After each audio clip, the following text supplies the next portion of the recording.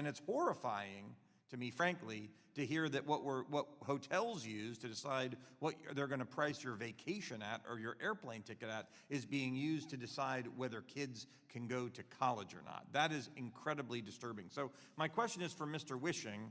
In your testimony, you described the enrollment management industry, which involves schools hiring consultants, frankly, like what I used to do. I had no idea that universities did this, who use sophisticated data modeling to pinpoint the exact price that an institution needs to charge to an individual student.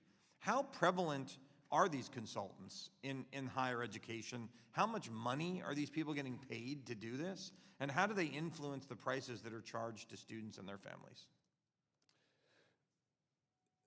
Well, they're out there. There are big name companies in the higher ed space. Is that all they do? Like this is their business? Well, yield management for well, colleges? there can be a big component of the business. The ones that I'm aware of, it's a big component of their business.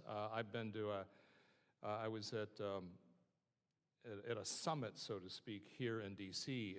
and saw one of these companies demonstrate the model. The ethical implications of these things, to see them demonstrated, are jaw-dropping. And to be in a room when this happens and other members of the industry there, like on my side of the table, see it happen, unaffected by what we just saw, is staggering. And I think the reason that people are unaffected by this is that it's just the air that higher ed breathes. Of course, everybody does this. Like on yours, in the private world, everybody does it in the hotel world. I think a big problem, frankly, is the nonprofit status.